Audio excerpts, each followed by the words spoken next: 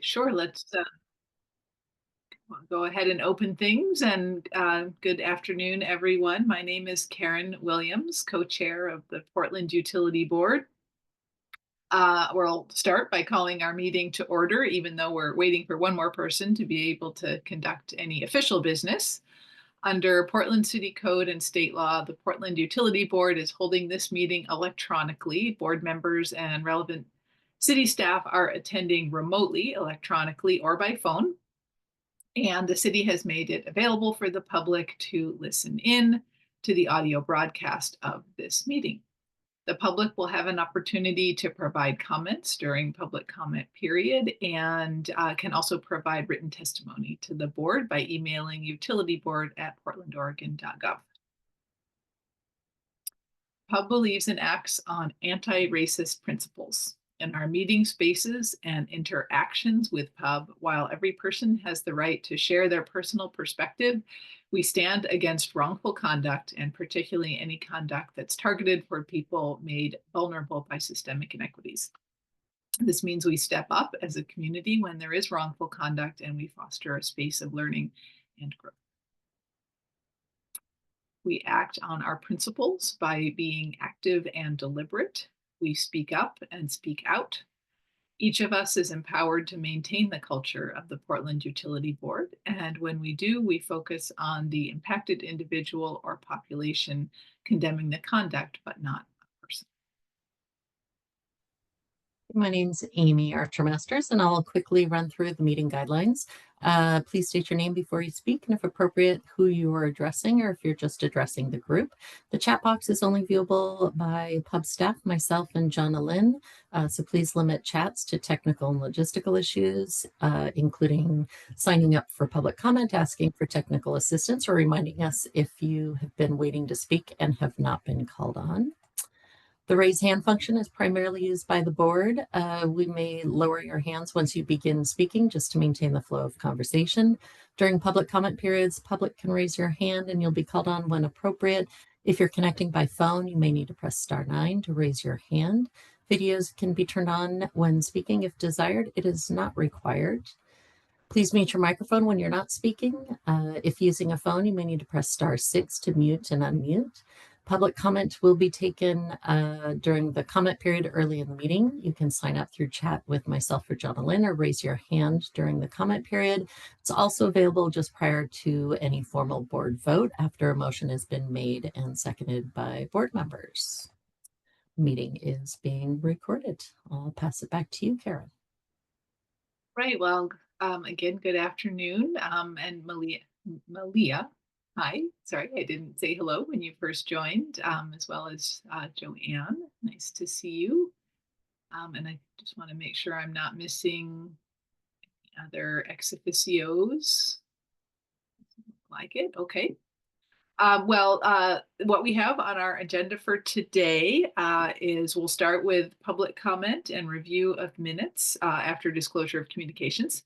And if we don't have our quorum quite yet, we'll probably hold on the minutes until perhaps the end of the meeting.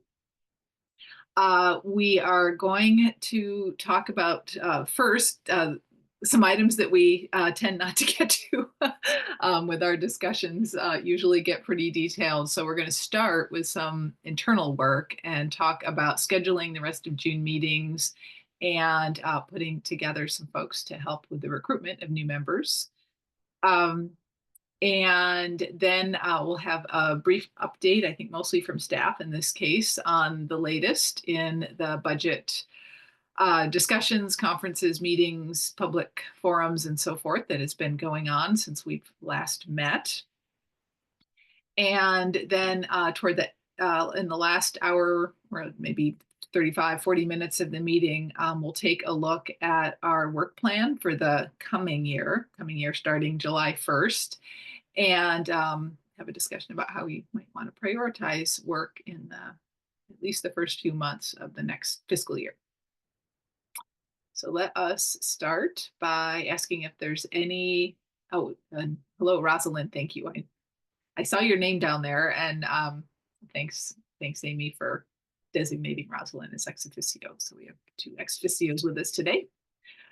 Are there any disclosures of communications from our members? Any interactions with city staff? Yes, Kyle. It's not city staff, but it's just something kind of fun to mention that I randomly bumped into Julia DeGraw while shopping for groceries last weekend. And it was just lovely because we'd actually never engaged or met each other in real life. So it just, if and when, when the new members come in, especially, it'd be so nice to have maybe an intentional in-person meeting and we just all like hang out in, IRL. But we didn't talk about any much, like, it's more just how we are as people. So no official communication, just a nice bumping. And there was only 2 of you, so it didn't count as a subcommittee meeting. That's okay. That's fabulous. Thank you. Any other or any real disclosure of communications before we move on? Not seeing any hands. Okay. Yeah, let's see if there are any members of the public that would like to have their say at this moment regarding utility matters. Raise your hand or *9 to unmute. If anyone has any comments for the board? We've not received anything in advance of the meeting or in chat. So. Well, thanks, members of the public, for being here.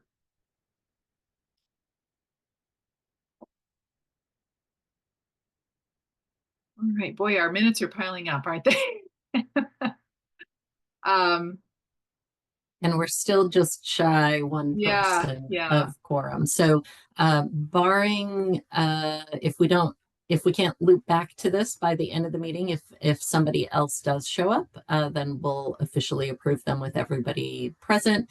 But if not, then we'll just make sure that the co-chairs sign off, and so that we can at least just get them posted as they stand. And as always, if an error is ever caught, even if it's already been accepted in a prior meeting, please feel free to reach out to staff and we can update them anytime. And am I understanding correctly, Amy, that we can't post them until we have sometimes we do, just making it very clear that it's draft versions. So we may, just put a marker on it so that we know that they're in draft form. Since we're going to, we've struggled with quorum lately just because of our lower numbers. Really, until we get new board members on, it's going to be challenging, and there's not necessarily a benefit to new board members who didn't participate in the meetings, having to review and sign off on prior minutes. So in absent of the full board, I believe we can have the chairs just kind of accept them for the record so that we have that official record, and then we'll just move forward from there. Okay. That's great. Thank you. All right, well, let's talk a bit about scheduling and recruitment. Amy, is this coming from you? Yes. And Jonalyn, please feel free to jump in. And so any part that you want to take the lead on, I welcome you doing so. So Jonalyn did do a survey to kind of see, what alternate dates might be a possibility. We also checked in with the Water Bureau staff about when they would be ready and able to present, because one of the main topics we were hoping to cover in June was related to their affordability strategy work that they were moving forward. But unfortunately, that's delayed a little bit because they need to do some internal work with the DCA Donapal and make sure that they have briefings internally before they share information in a public meeting. So I don't believe that's going to be ready until much later, towards late July, maybe even early August, I'm not sure. So that is not the content for the June meeting. So there's kind of two things. The other piece that we also were hoping is continuing to move forward the recruitment work and get the board, the full board, to be able to sign off and accept the recommendation that will ultimately come from the recruitment subcommittee. But that subcommittee needs some more time to review the materials and then convene, and we have that scheduled late in June. So it depends on whether there is clear content. So maybe as we work through the agenda today, Pub may feel like there's something that you want to spend some time talking about in June. Otherwise, at the staff level, I don't see a necessity for trying to find an alternate June date, especially if it poses challenges for some of the members to participate, since we have such small numbers already. Because we do have an early July meeting. It is July 1st, but it seemed like there were enough pub members who were planning to attend and participate in that meeting that is when we could loop back and get the sign off on the recruitment recommendations before it goes to committee, because that is tentatively scheduled for the July 7th transportation and infrastructure. So when that does go before council, because it's Pub's first outside of the budget process opportunity to engage directly with a council committee, that could be some content that board members want to discuss and do some thinking around how those recommendations go forward. Again, it's really focused on the appointments, but because it's an opportunity to engage directly with that committee, and that is the key policy committee for your work, we try to maximize every opportunity that you have engaging with council. So those are kind of the two key things that I see as priorities for late June, early July. So it really depends on how pub members feel. Jonalyn, did I miss anything before we jump into? No, I think that pretty much covered everything.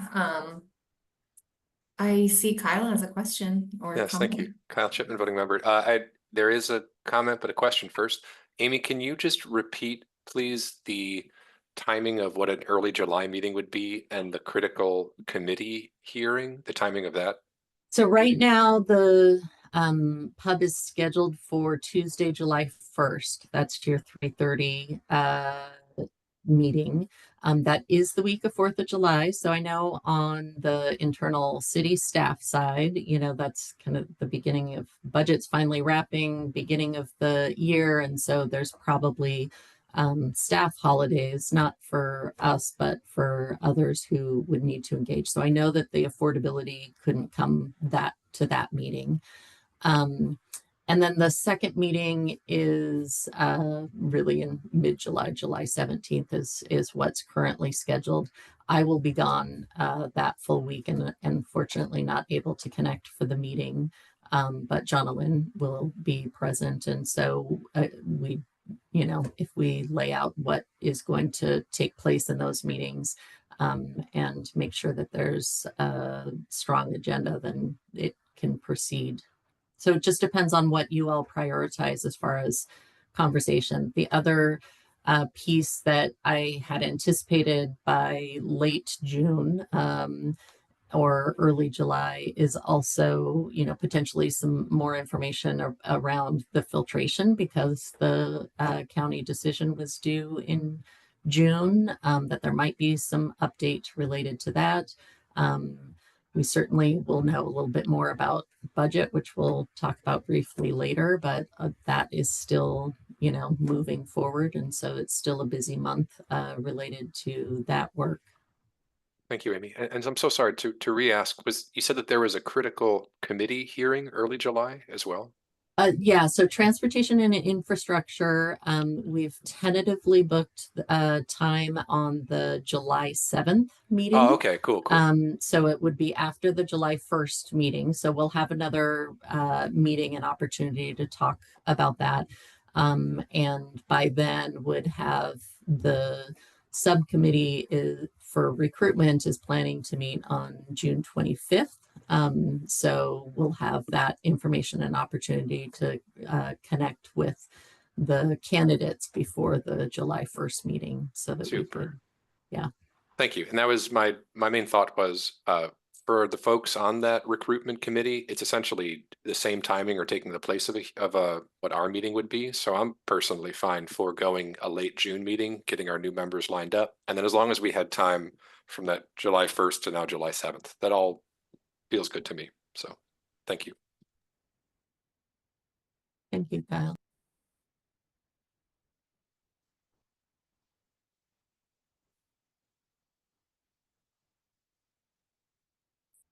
And Amy, question Yeah. for me, the Karen Williams speaking. Can you remind me what the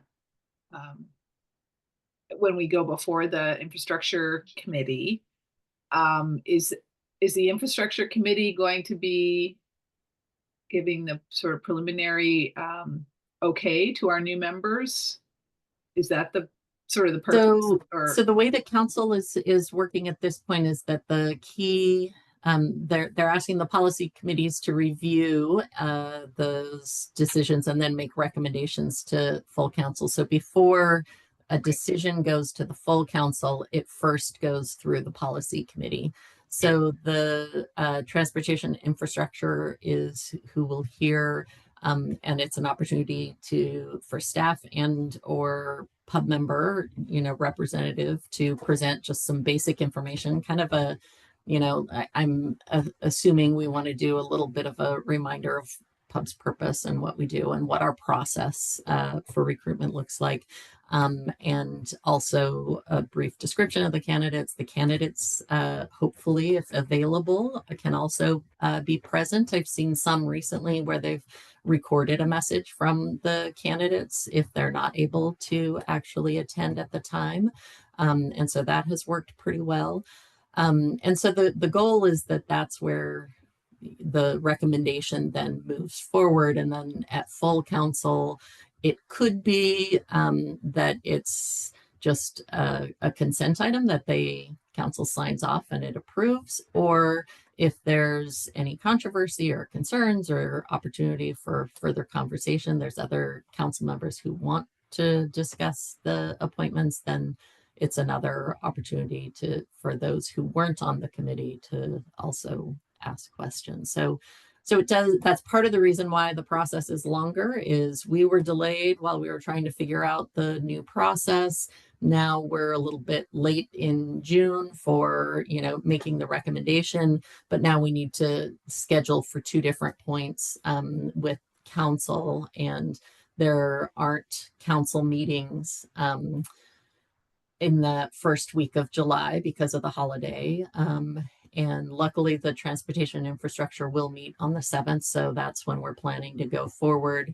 There is a full council hearing for that topics could move forward in the middle of July, but we'll see how things continue to progress. It likely wouldn't be until that first August meeting that the official decision moves forward, because I won't be in town. I can't connect for that meeting. So I think as staff, we just want to be able to provide as much support as possible, because things are just a little bit different than they have been in the past. And so there's the types of questions that can come up. I want us to make sure that we're prepared to respond to in that setting. Okay, excellent explanation. Thank you. And I'm given all of that, I'm with Kyle on, I think we could, it always feels a little sad to miss a meeting because we have so much material always to to go over and learn about, but I think it makes sense to not have a late June meeting and get our business done early July. And then pardon me if you said this and I missed it. So does the council make the final decision, or are they on the appoint? Okay, so it's not the mayor anymore making appointments. Well, so the mayor is the one who signs off, but it's approved by council. So so we need both. Yeah. They approve. Okay, understood. Okay, good. And it could be that by the end, if you decide that there's some subcommittee work that, having a meeting later in June, we do have potential dates that could have worked, like on the 26th of June, and some other dates that we've looked at. So we can come back to that if we need to. Jonalyn, was there anything I forgot to switch to the overall slide? Do you want to cover briefly? No, I don't want to cover anything else about the regular recruitments. I do want to just mention that we're still finalizing, we haven't heard about our labor rep, which sort of affects our ex officio members. And so apologies for not being in better contact with y'all, but I'm not sure if everyone totally understands, like we have to get, or we try to ensure that the makeup of the ex officio and the labor rep will allow for participation by both bureaus and both represented and non-represented folks from each bureau. So that's why we can't kind of finalize that yet, because we need to figure out who the labor rep is first. But hopefully we can get that done and bring that to council at the same time. We want to do everything at the same time, that ideally.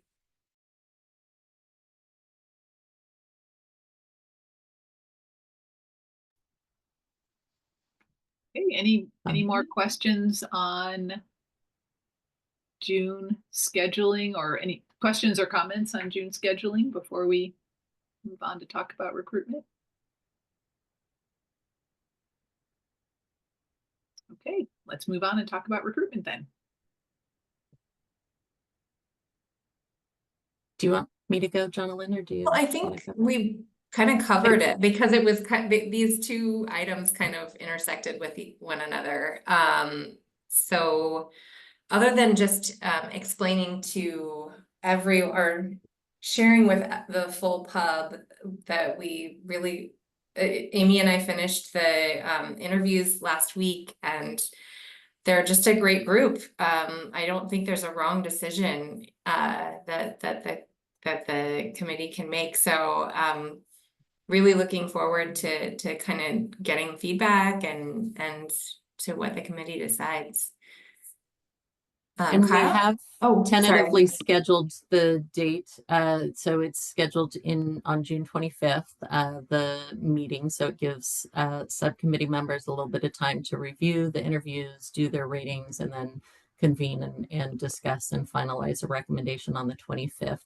And so we do have, I think most of you are in the room. So Karen and Lorraine and Lauren.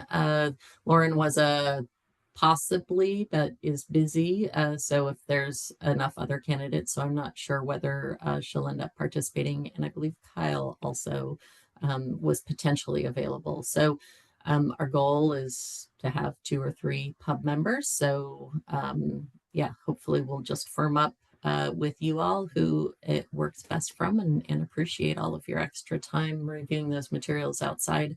But as Jonalyn said, it's a great group of folks that have been interviewed. So it should be interesting. Kyle, go ahead. Thank you. Kyle Chipman, voting member. That was honestly my question. Who is on the committee? So thank you. That's sufficient. I had a second question, which is, in being mindful of Bob Salinger's passing and his just departure from all of us, and this is not meant to be exhaustive because we'll investigate together, do any candidates come with a strong technical background or a depth of knowledge, strong technical background that you're aware of? There is a wide range of expertise. So at both and some from other jurisdictions and working in similar industry, but elsewhere. So also bringing in kind of a fresh perspective. So I think those are all things that the committee will need to weigh. Is really that's why it's great to have such a strong group, because you really can look at who's on the board now, what some of the gaps are and what are you focusing on in the coming year or two, Yes. so that you can try to match up just the best fit for all of those pieces. So that's really probably more what it's about when you're reviewing the candidates. It's less about, could they do it, because any of them could, but what is the best fit? So that's where your perspectives will be valuable. So Jonathan and I will participate in and staff that meeting to facilitate. And then we also have a representative from the utility bureaus, one or two. So that should, and then several pub members. Awesome. Thank you, Amy, for the response. That is, I'm excited to work with the other subcommittee members to be considerate and mindful of board composition. And also, I think it'd be super valuable before we start diving in and like reviewing materials and discussing. We can also kind of look at the current composition in the composite, like what are the skills everyone's coming with and what do we want to accomplish? So I'm totally synced up with that mindset. Thank you. Great, thank you. And I'm wondering right now, this is Karen Williams speaking, if Malia or Alexis, since you're not on the subcommittee, the recruitment subcommittee, if you have any advice or guidance for those of us who will be on the subcommittee about what you would like us to be looking for. Does anything come to mind that you'd like to share? Alexis, yeah. Yeah, this is Alexis, voting member. Can you hear me? I'm sitting outside. Absolutely. Okay. It's just too beautiful to be in my office. Yeah, thanks, Karen, for the question. And I was actually thinking about that a little bit when I was looking through our work plan priorities for next year and thinking about that. And so like Kyle, I am particularly interested in folks who bring more like an environmental and conservation slant, especially when we're thinking about things like green infrastructure, et cetera, and kind of building up climate resilience. So I'd be interested in having folks who bring that perspective onto the board. That was the one that stood out to me the most. And I'd be interested as we go through the conversation today to see if there are other skill sets that might be helpful. The one that is always helpful, and we have some of that already on the board, but familiarity with city budgeting processes is always also very, very helpful. Someone who is able and can sift through those very dense documents and help to identify kind of key things from there. Those are the two things that stand out. Appreciate the question.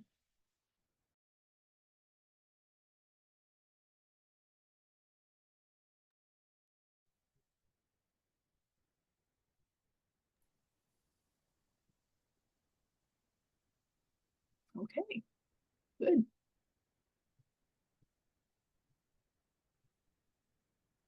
Budget up. Speaking of dense budget, Yes, and speaking of complicated processes, what's happened in the last couple of weeks? So lots has been happening. So as we expected, the council did have their approved hearing so that they moved work forward. So the utility rates were approved at the 6.34% combined rate. So that is what Pub had been advocating for, and then the committees had supported and adjusted it to. And so that did move forward. And most other fees and charges are at 5% or thereabouts. It's an approximately 5% increase. So that was approved to move forward.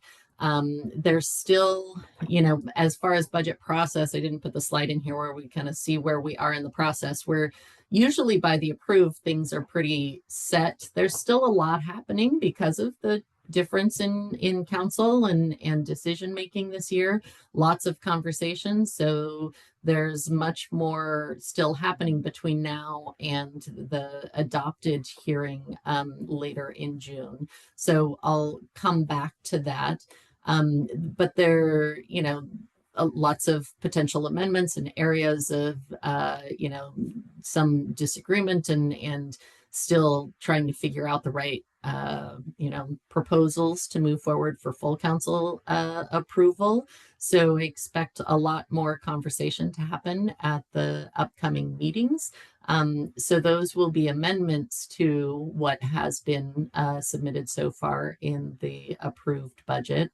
They do expect SDC proposal moving forward to council in a couple weeks as well. So that has been the fee waiver for housing units that PUB has shared some concern about.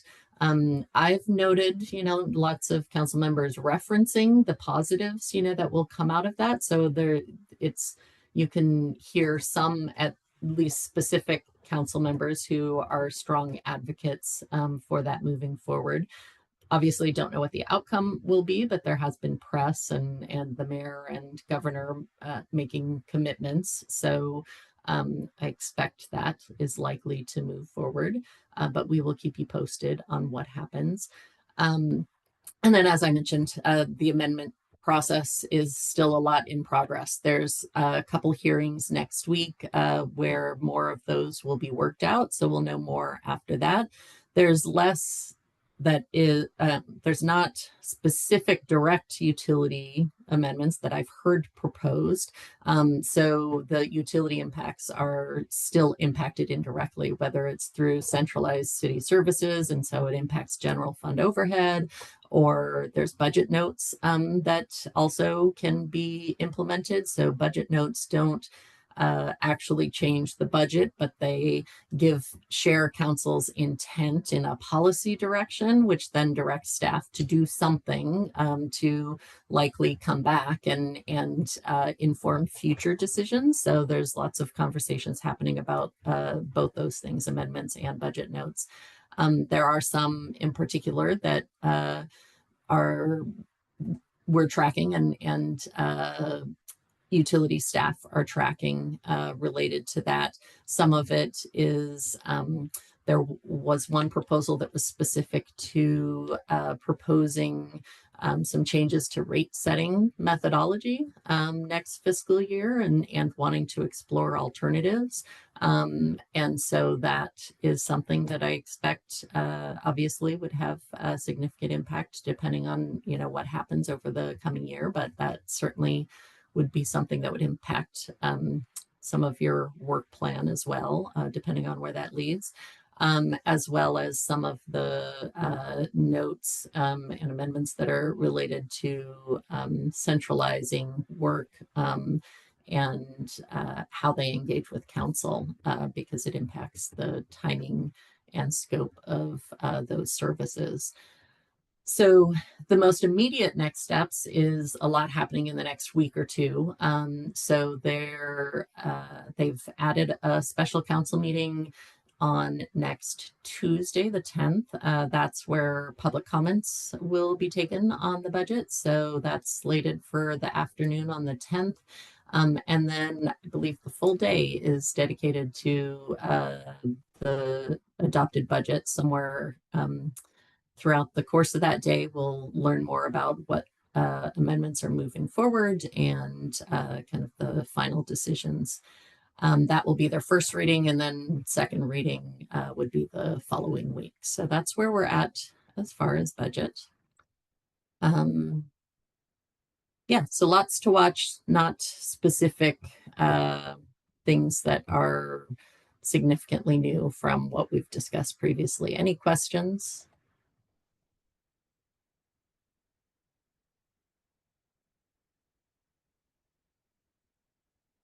Kyle, go ahead.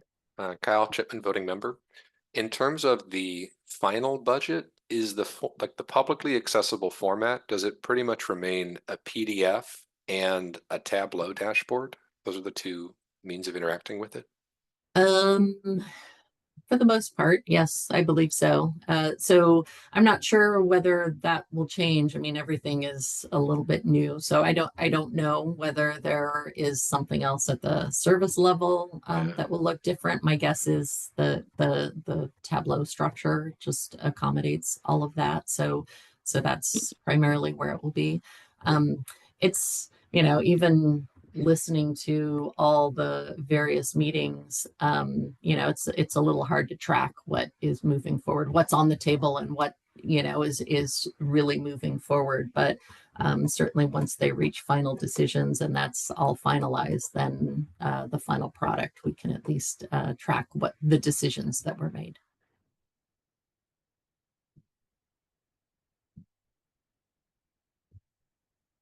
And they've been very lively conversations. It's very interesting council sessions. So if there are areas of interest, they're still available, so you can tune in. But we'll keep you posted on the outcomes. Thanks. Thanks, Amy. Karen Williams, I have a question about what you've been hearing about the SDC deferral waiver proposal for all housing. And you're hearing a lot of positives. Have there been any acknowledgements or I don't know, any opportunities, any questions around like what the trade-offs are in terms of, you know, budgetary impacts?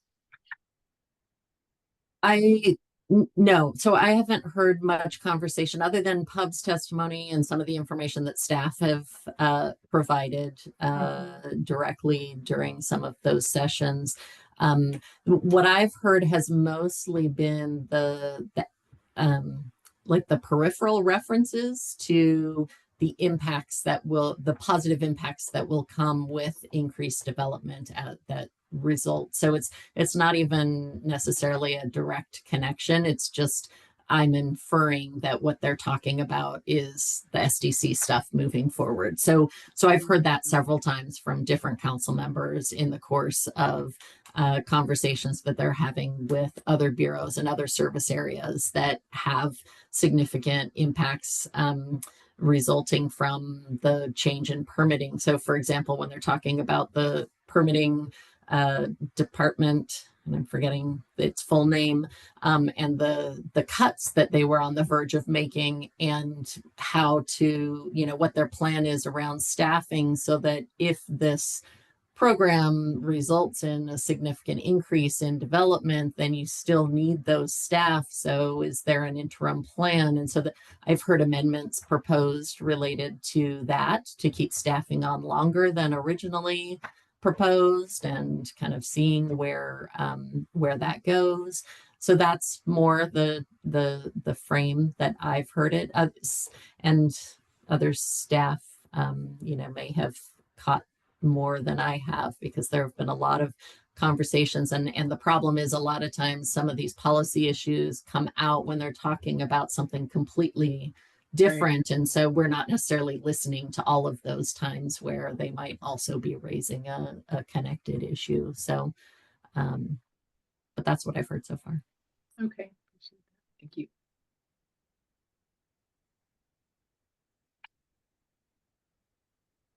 Any other questions from Pub members or ex officios?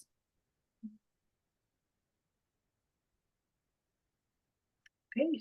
All right, so we will loop back with you all, and just let us know if any questions come up outside of the meeting. And as we hear more from staff or from what we see in council sessions, we will let you know.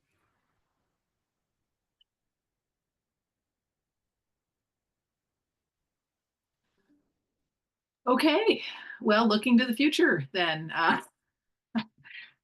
Once we get this budget passed, what do we do then? So what do we do next year? So yeah, now we, oh, I'm sorry, Kyle, go ahead. Did you have I want to throw down. I'm excited to throw down. I've had something like in mind since September of last year. So well, there we go. to have the floor whenever it opens up. Well, yeah, I think this is the appropriate time. Yeah. Let Oh, me, how exciting. how about, I'll go to you, Kyle. Let me just work through 2 screens just so that you see what we can pull up as you have conversation. This information, so you have received information in advance. What I pulled up here is just the overview of the highest priority topics where, at least at the beginning of the prior year, you knew that you'd be dedicating time to in meetings. Those often have been somewhat consistent year to year, but with slight differences as far as emphasis or subcategory of what's being covered. So those are areas where you would want to identify whether you want some of these things to remain, what you want to add to it, whether something's on here, but you really want a different emphasis, and to make sure that it's something that's prioritized. And then we can come back to this, but there's just a little bit of information about some of the items that weren't specific, that were kind of add-ons or changes as the year went forward, like the addition of the One Water effort and how the Natural Resources Service delivery connects and is impacted by that other new effort. And then some areas that had been on the list in your high priorities where there haven't been specific dedicated agenda items over the past year. Although these issues have certainly come up in the course of budget conversations and other policy discussions that you have, and in your recommendation letters. And then the final slide that I have is just the kind of general questions that were the tickler questions that Jonalyn sent out to kind of prompt some conversation today. So if it's helpful to have any of these up as you all are raising your topics, just let me know and I'll jump around and put it on screen if you need to see something. Kyle, take it away. Wonderful, thank you. Kyle Chipman, voting member. Can you take us actually back to the first of the 3 slides, Amy, please? Thank you. Is it also possible to, for me to screen share on this call, or it's limited only to host? No, you Oh, how can exciting. screen share. Yeah. Cool. Before releasing from screen share, just a general thought, and this would probably be its own thread of extended conversation, but I just want to flag it here, and I'd love to just share what I've been sitting on since September. Reviewing the PDF that was sent out, I believe that these are too many high priority items. I think we would be better served by focusing on 1 to 2, and as we complete them, we can escalate another as a high priority item, just to give focus and like really tune in. For me, at a glance, this kind of becomes like not noise, but it's easier to diffuse focus if we have a whole bunch of things that are high priority as opposed to really targeted points of focus. That's just my instinct on reviewing this initial list. So cool. I would love to share my screen. This has to do with, okay, share, groovy. And you're seeing this Miro board? Yes, I see it in my little thumbnail. Cool, cool, cool. So yeah, all the way back, whatever this was. This actually was shortly after our Bull Run trip, our field trip. So I don't know when that was, but there were 2 big thoughts that came out. The first is, this is more to do with a vision around the format of the work plan. And so I don't know what kind of technological or kind of public visibility constraints under which we're operating, but it's just a pure vision. I think there's a lot of value in pivoting to, actually, I'm going to stop share and just talk for a moment to kind of frame my expectations.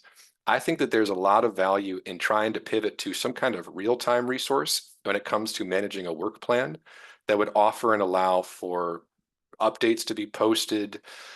People, if there's a subcommittee associated, hey, these people are attached to it, they're pursuing this, we have this kind of timeline, like being able to contribute and make this really, as opposed to just a static document of bullet points, an active point of coordination across those who are pursuing the effort itself. So that's like, that for me feels like a really If the constraint around technology or public visibility prevents that from occurring, that's accepted. But with just proceeding without that constraint in place, here's an approach that I think is kind of interesting. This up here was just trying to get a visual up front. I think it'd be lovely to get some kind of timeline-based view incorporated. The colors were just, I don't know, I was pulling out Portland colors. They don't really mean anything. This is just a feel, like a textural feel thing.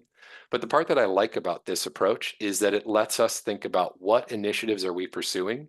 And then the diamonds, which would be milestones, would be like, these are critical milestones, events coming from committee, coming from city council, coming from the bureaus. How can we hit and deliver our initiatives in sync and alignment with the entities with which we're coordinating? So, and then you got like a detail or table view beneath. Any thoughts around just this kind of general feel or this notion? All right, I'll keep going. I can keep presenting.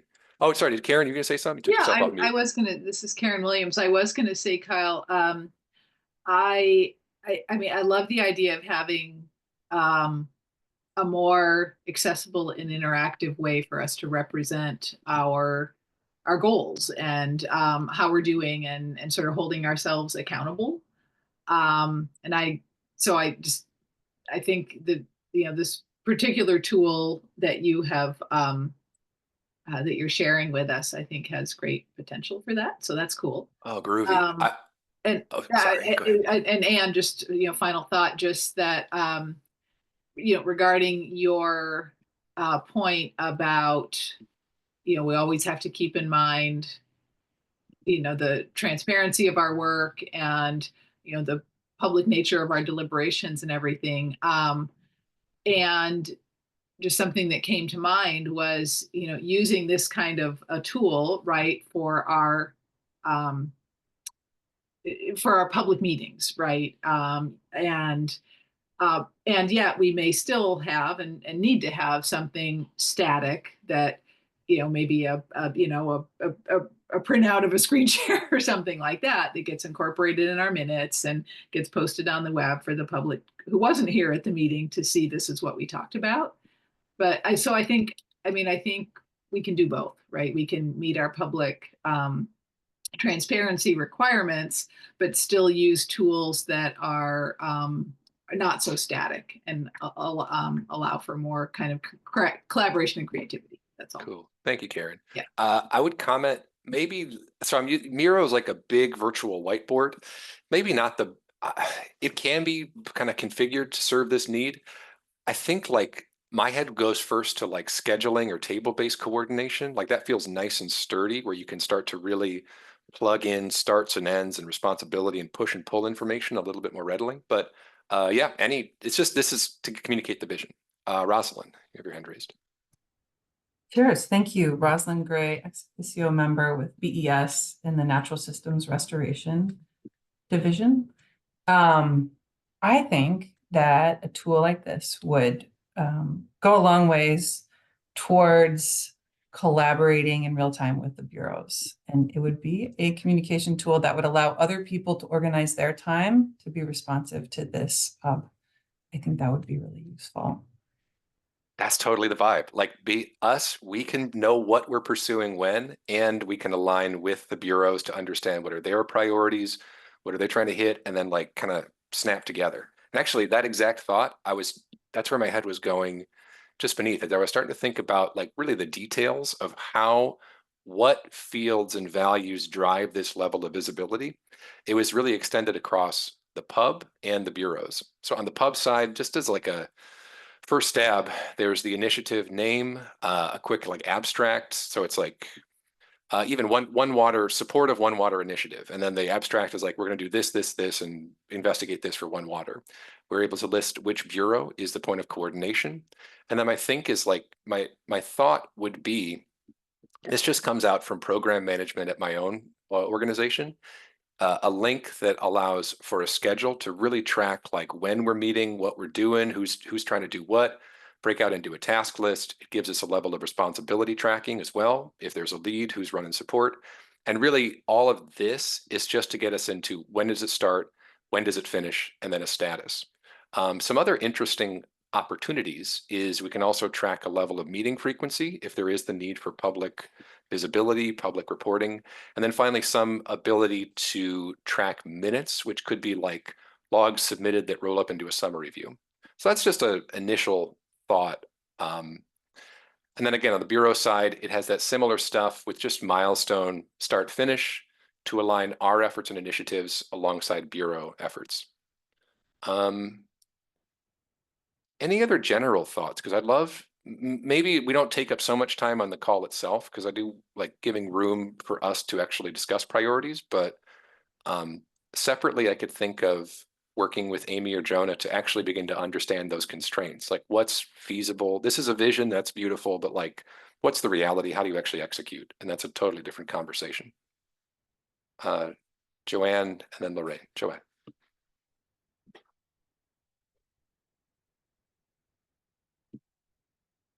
Right. I wanted to share first, I love this, and we use a similar system in Planner because the city has access to Microsoft. Hi. To Yeah. sort of visualize what's our work plan, when do we want to get things done, who's assigned.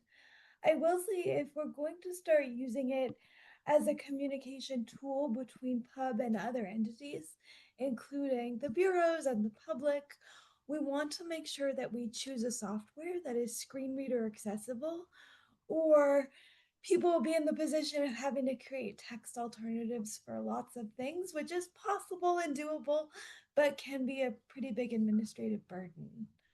So yeah, just a thought as we sort of settle on what software works for us. Cool. Thank you, Joanne. Noted. Thanks. Lorraine. Thank you. It's kind of like on theme with Lorraine Wilson, pub member, sorry. It's kind of on theme with what Joanne suggests, because ultimately pub is a community advocacy advisory group. And we need to be, as useful as I see it being, to structure the administrative side and keep us on track. We can also be cognizant of the fact that these programs and structures may be off-putting for public, right? And our goal is to make sure that whatever we are doing is that it's accessible to the public in all ways, you know, screen readable, all these other things. And my only concern, because I am all for structuring, is that it doesn't create a barrier for others to be like, oh, what does this pub thing do? And oh, it's this typical bureaucratic following this thing with timelines and all this kind of thing. That's my only concern, is where my head goes with regard to making sure that we are providing information in a form that is simple and inclusive, and that people feel comfortable accessing it, that they can go on there and they could look and it's like, oh, this pub is doing real work. Oh, good grief. They're important to keeping my rates down, or even if they suggest a rate increase, this is the reason why, and here's how it is impacting me. And oh yeah, infrastructure is important, and we probably need to pay more so I don't have poop coming up in my basement. That's the kind of information we want people to be able to access, like on the spot. I think would be my goal. And that is where I sit. Totally with it. Adding on to that, I think I heard you say at the beginning, Kyle, the need to, like, the feeling that there's too many high priority and needing to identify whatever the current focus is, which I think is a really good point, especially when you're talking about an active work plan and where you're really spending your time. I would say the one reminder is, I mean, this version of the work plan draws from the annual report, which is intended as a communication tool for the public and for council on here's all the things that we want to engage in this year. So you do want to cover more than just what the immediate, and maybe there's a way of doing that in, quarter one, quarter two, or somehow, looking over the course of a year or two, where your first focus is, or some other way of structuring it. But also don't want to lose sight of, you still want the longer list available in an accessible way, so that you don't feel like you're missing something really obvious that is a major project the Bureau is working on, and why is it not a priority for you, because it clearly is for the city. So you just need to be aware of that. Thank you. Makes sense. Alexis. Yeah, thank you for that, Amy. And that is a perfect transition to what I was going to say, which is I love these sorts of tools, and I agree that it would be helpful for us to do a little bit of like mapping out of priorities and matching these things to milestones. And I also strongly second Lorraine's comments on ensuring that what we put forth public, what we share, and is done so in an easily accessible way. Just having personally tried to use Miro with communities, and it is challenging for many folks. And so really thinking about, there's a big learning curve. And so really thinking about how we're communicating with the public who we serve is top of mind. But I wanted to actually transition a little bit to talk about what the kind of work is that we do, which is that we are an advisory board. And so, yes, we lead and do initiatives of our own initiative, but we also are responding to and both responding and reacting to the needs of the Bureau, the needs of the city, things as they come up, and providing that kind of strategic guidance and input, et cetera, along the way. And those are the sorts of things that don't fit as nicely into a work plan like this. And I think that that's why the priority list, especially the like medium priority list, is so many different things, because those are the topics that we have been actively tracking, so that when they arise, we are ready to respond to them and can provide the sort of input and advice that is our role, especially around the budgeting piece. And so I'm trying to like kind of match these two roles that the pub plays, and thinking about what the best way is then for us to organize and plan for our work. Because I think historically, we have, especially over the course of the last year, have been much more in these are all of the things that we're tracking. We need to help get we need to help the city through the transition. And so we've been much more of that responsive and reactive mode, and not as much in the driving a specific initiative forward like pubs of past have done. All of that being said, that if there are initiatives and specific things that pub wants to dive into in more detail and drive forward and do reports on it, and all of those sorts of things that they've done in the past, I think that fits really well into a more traditional sort of work plan. But I also think it's really valuable, or not a but and I think it's very valuable for us to also think about what are the key issues and the topics that we want to be keeping an ear out for, and tracking and actively seeking in, that the bureaus come and they provide us input, they provide us updates, et cetera, so that we can serve as our role as an advisory body there. So I'm kind of grappling with like the two different kinds of roles that we play here. And I think it's important for us to perhaps name that difference, and then to think about what a work plan and priorities and issues are that fall into both of those kinds of roles.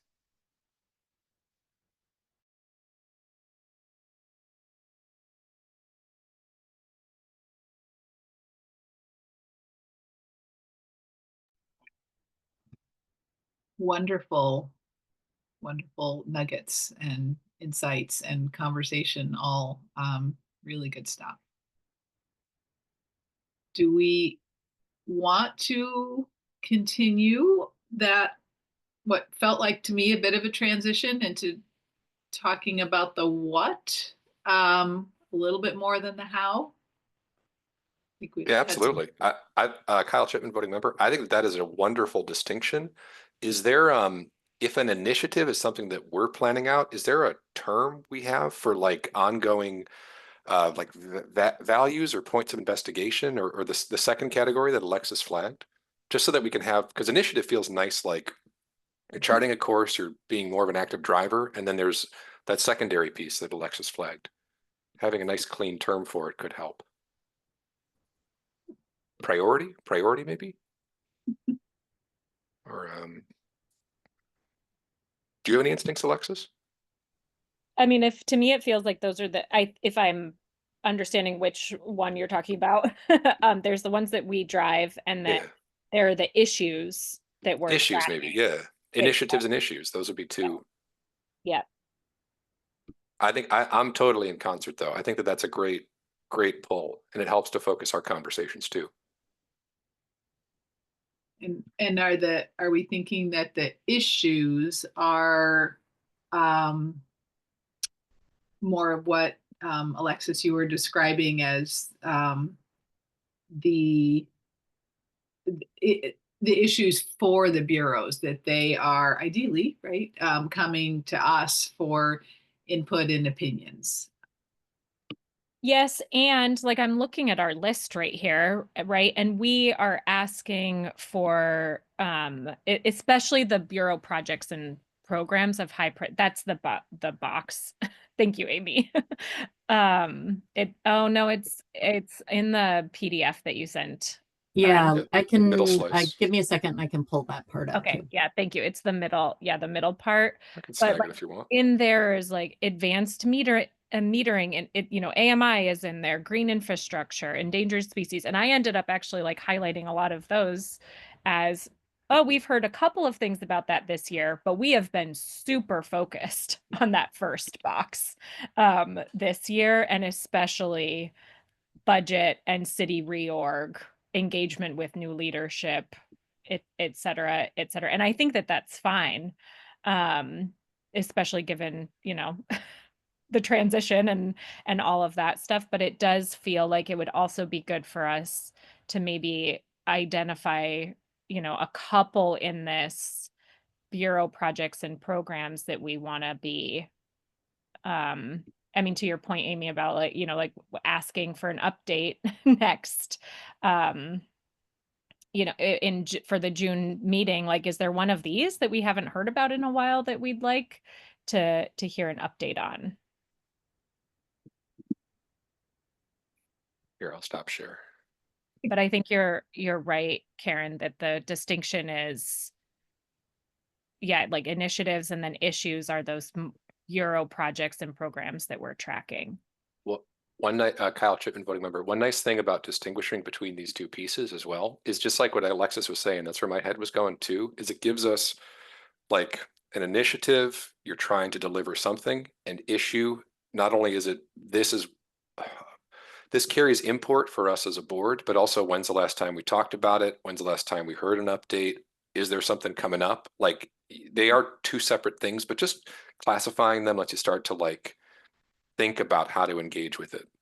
So yeah, agreed. Would it help to share my screen to look back at, of those issues, what jumps out as really important? Because there's 1, 2, 3, 4, 5, 6, 7, 8, 9, 10, 11, 12. There's like 16 or 18 different issues. Oh yeah, Amy's got it. Thank you, Amy.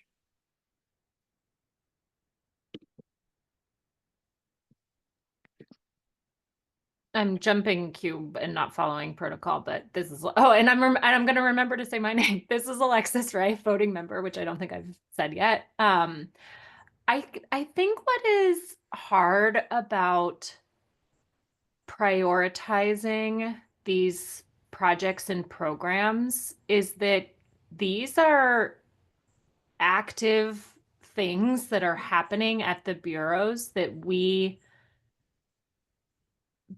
been like that we need to know about in order to be able to provide this sort of advice and input is that we've been asking for to be able to give along the way. And so I find it actually, like, looking at the list, I'm like, man, I don't think I could prioritize some of these. And I actually would turn to some of the bureau staff who are here, because they could actually help us think through even like what is emerging and what decisions are being made over the course of the next year, that it feels like the bureaus should be driving a little bit more of the prioritization of these and where our input is beneficial.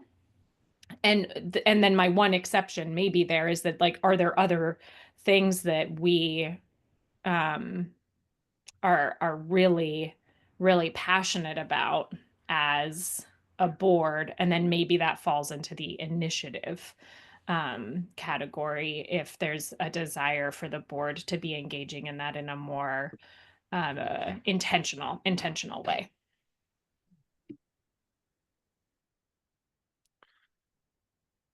Kyle Chipman, voting member. I have an initiative, but I'd love to open the floor to any bureau representatives to speak to Alexis's question. But Well, before the time's up. Yeah, thanks for that, Kyle. That's kind of where I was headed before we leave that topic. I think, Alexis, that was, an excellent point, and I saw Lorraine showed support for that with a little thumbs up as well.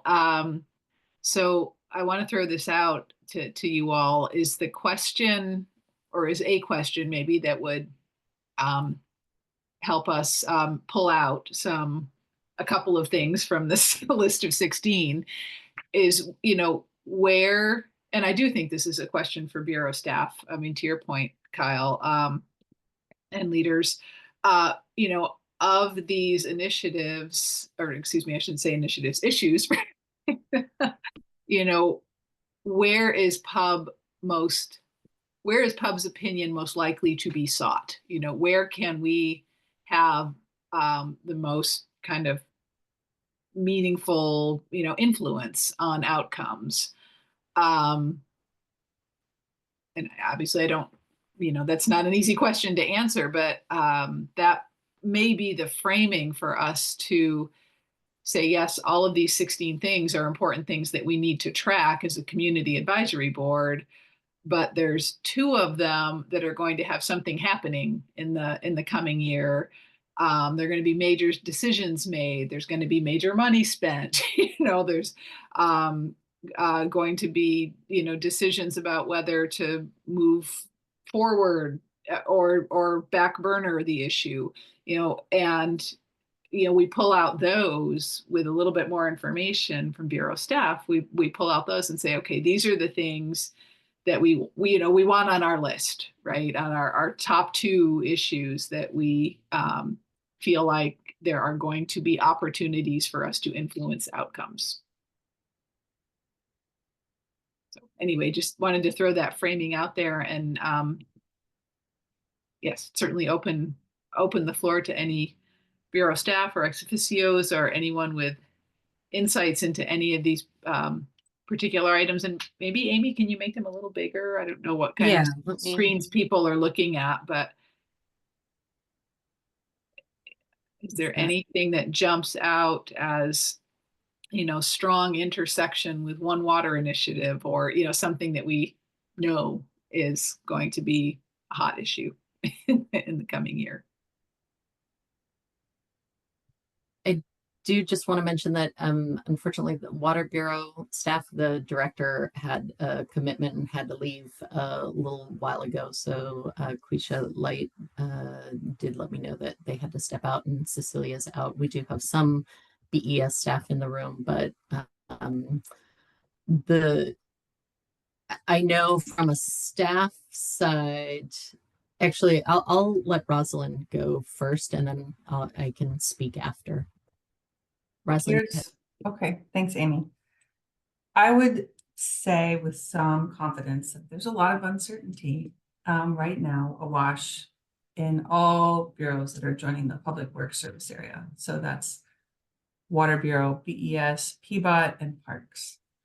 There's a ton of potential, and there's a bit of a wait and see moment.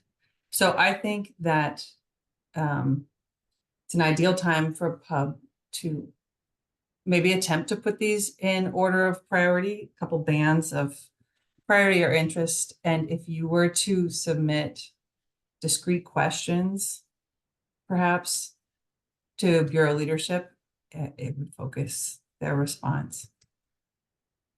And I don't know if that response would come in 3 months or 6 months or sooner. So that's my thought. Yeah, Rosalind, you actually said a little bit of what I was going to touch on. I was going to say from the staff side of coordinating you over several years, I think one of the challenges with prioritizing, even when we're doing planning for a month, 2 months, several quarters, is that it's kind of a constantly moving target because it depends on what emerges as the hottest issue of the moment, right? Like we didn't know where the filtration land use thing came out of, and now suddenly that changes the trajectory of that project and the budget implications as just one of, because all of these projects are ongoing. So the bureaus are working on all of them, last year, this year, future years. And it can be hard to predict when there is an emerging issue where there is an opportunity to have input. We didn't know at the start of the year that OneWater was moving forward, right? I mean, we found that out and it suddenly is emerging really fast. And I think we're particularly in a time where there's significant change and it is hard to predict because there are a lot of drivers that are moving things forward. And there's some that we know that Tryon Creek, has had some plans. And there were some updates and follow-up that was planned. The timeline of that has shifted somewhat, but that's still moving forward. And then some of the bigger ones that are still somewhat unknown as far as timing. Farshad, and then Kyle.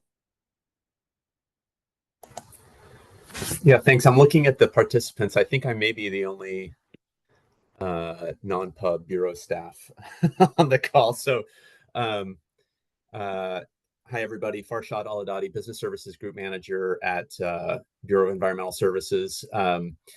Just some reflections on the question and the list that was displayed. I'll just share that there's a problem here with this list in terms of comparable scales and timeframes, and I'll kind of repeat a comment that I've made over the years. A lot of these things are in flight. These are bodies of work or projects that are in flight that were designed and are being implemented to solve, particular strategic needs within the Bureau. And I think that my feeling is the most influence that the pub can offer to kind of this work and how it's prioritized and what needs to be emphasized in it is a little bit upstream from the project level. It's to understand what the Bureau's or the service area's strategy is and what are our solutions to the strategic needs. That's kind of where the greatest leverage can be placed and really direct the decisions that Bureau leadership are considering. At this stage, a lot of these projects have been in flight for years, and they're in the latter stages. and the opportunity to course correct, if there is a need to course correct, is just much more limited. So the two things that I would suggest are trying to map pub's strategic interests or strategic priorities against this list, so we can kind of see where the matching is happening, and then to really develop an engagement strategy with the bureaus or the service area on the strategic level. So way upstream, here's where we feel community interests are best served, and how does that play out in the development of strategic solutions, which then result in these projects. I love and support kind of our ongoing reporting on all of these. But that's been where I feel there's been some frustration, is that decisions have already been made, and then pub members engage in that work very late in the effort. And then that just creates a lot of frustration that there isn't an opportunity to factor in kind of the specific interests of the pub. So those are my two thoughts. I think we can categorize this work against the strategic interests of pub, and we can really talk about how we're meeting those interests in these bodies of work. And then if we want to talk about designing future bodies of work with pub's interests in mind, then I think that needs to happen at a earlier, I mean now, not at the project. Like that's an ongoing conversation. So we haven't missed the boat, but the opportunity to influence these projects with that context, I think, are limited. So future projects, future bodies of work, plenty of opportunity to do that. But I think it requires a different focus than kind of this specific list. Hopefully that's clear.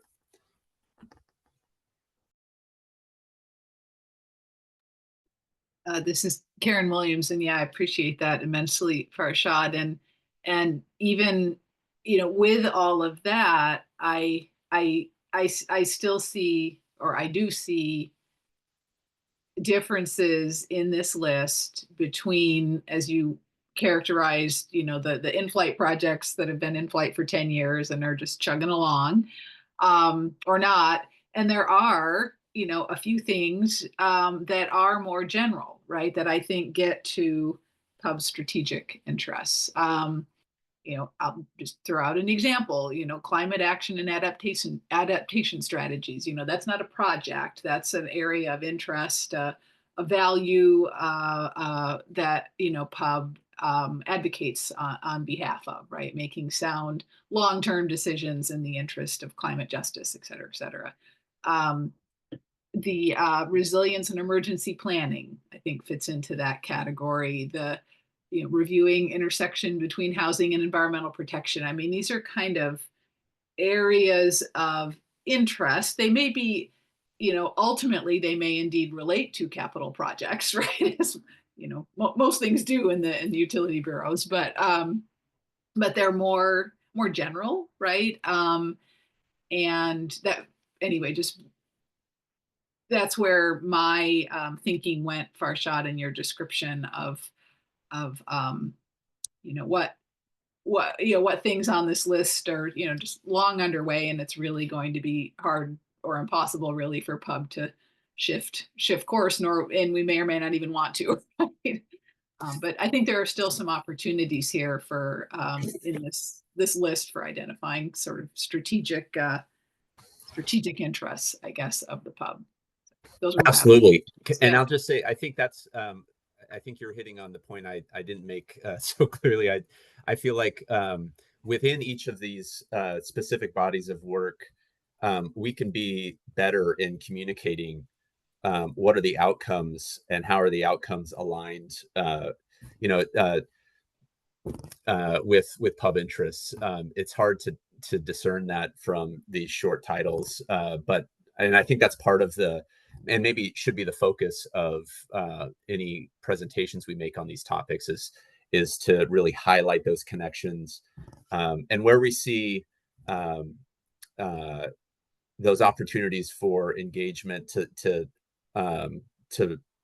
contribute to future decisions, even within bodies of work that are in flight. I think that's something that we could definitely do better.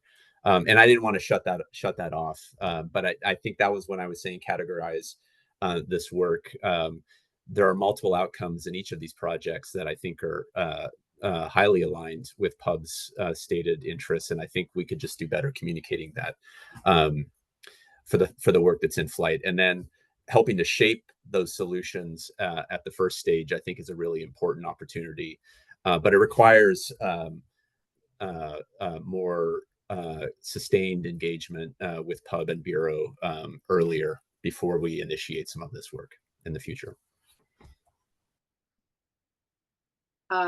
Joanne, and then Kyle, how about closing thoughts? Give us 5 minutes to wrap up.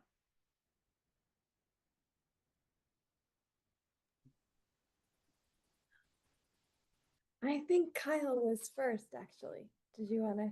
Yeah, it seemed like you raised your hand. I yield the floor if it's in response to Karen and Farshad's conversation.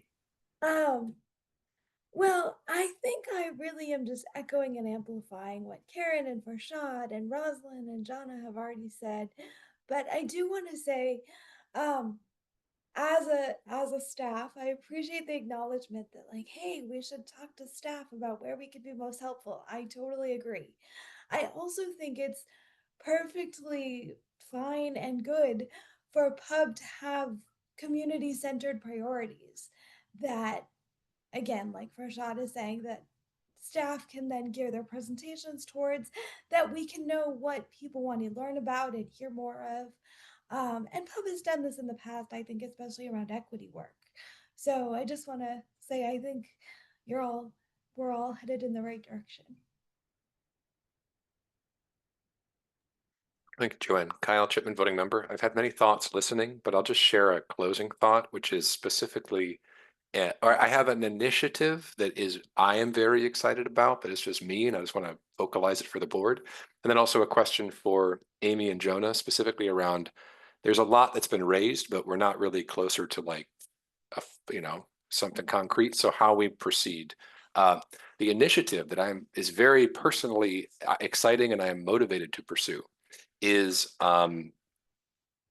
some way to communicate and relay from the ratepayer bill that goes out, the money the person pays, to associate and connect that to some kind of mapping interface to show this money you're paying supports and maintains our infrastructure in these ways, or supports capital improvement project, even if it's a percent of a percent of a percent, trying to communicate this money is an investment in our system and structure.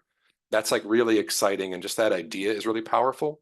And in an interesting, tangible way, it also, I feel like, just on instinct, it connects to the citywide asset management strategy. If there's a way to pull both bureaus' asset management portfolio tracking or the underlying system to enable that kind of fluidity, that's like I'm super excited, and I would just love to pursue that in some way, but that's just me speaking as one voting member.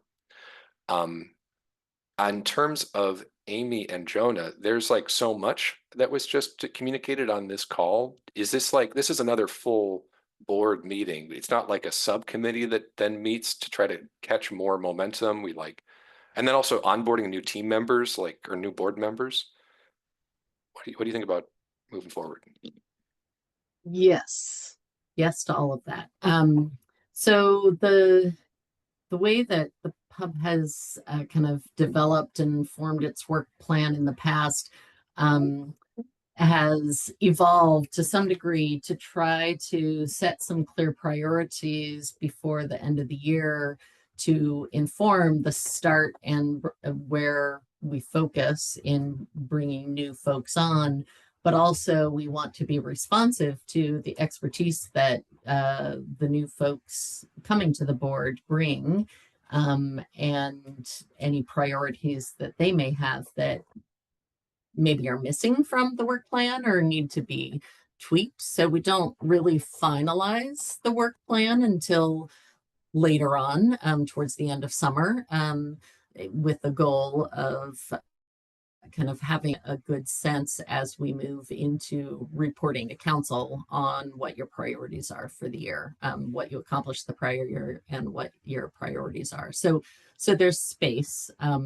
There's not a finite date. It can evolve. We also don't want to spend, too much of your valuable time planning for the work when there's something that you could be actively working on. And so it depends on where your priorities lie and what you want to focus on next. So sometimes that whatever the highest priority is going to shift the planning part to the back burner. So we can be responsive to what you all feel is the right next step. Yeah, I'm not sure. It does put us out to like early July, and then with onboarding new team members. So there's just a lot of forestalled momentum coming off of this conversation, which had a lot of good insights and instincts. And I'm just flagging that for the sake of the crew. Yeah. And if you want to continue the conversation, and then we can try to throw in an additional meeting in June to continue that conversation, or we can continue it on the July 1st. Either works. The onboarding of new members will do some outside of scheduled meetings. So we'll be trying to do that once it is approved enough internally that we can start working with the folks before they're formally appointed, so that we can do some of that in July, so that by the time the full group is meeting in August, it's the hands-on orientation that happens just through group conversation.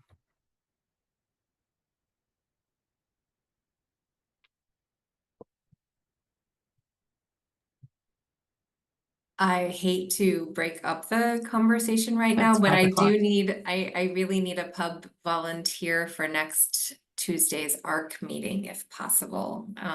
We do have 3 people who are, who have hearings, next Tuesday. So it would be really great to have a pub member. If not, I may be contacting ex officios. There are, yeah. Other announcements as well, but that's my most urgent announcement for the end of this meeting today. Oh, I also wanted to let you know we're working on stipends. There's just a little bit of a paperwork hiccup, but those are, in process. City and CPPW reached a tentative agreement, so quite likely we'll be signing a contract soon. Oh, and Lorraine, actually, thank you for pointing out that the Washington Park Reservoir grand opening is happening. I meant to send it in read ahead and I forgot. So I really wanted to make sure that everyone who wants to go can go, because it looks like it's going to be a really cool event.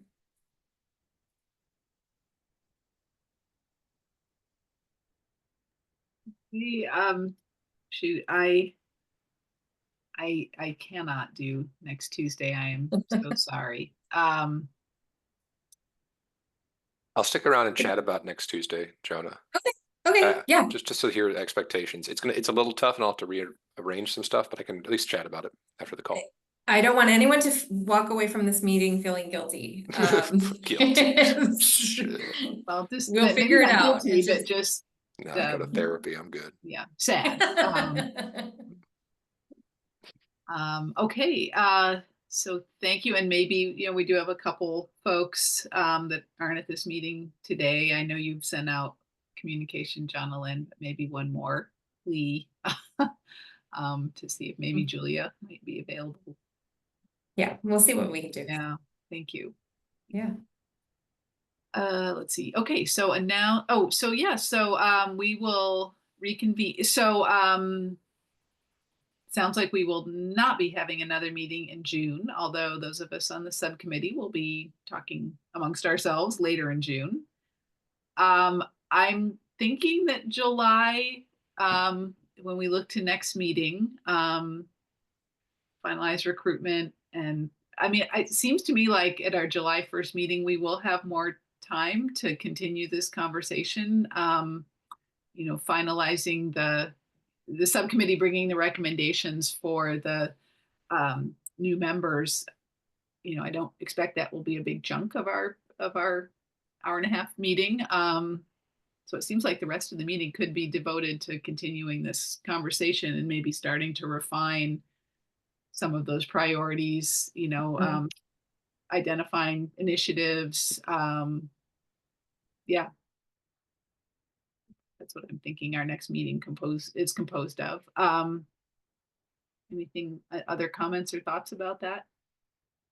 Recognizing we're 4 minutes over, so I don't want to belabor the point. No, that sounds good. And if people do have thoughts and that ideas around priorities for the initiatives and kind of the next steps, then let's try to connect outside of this meeting.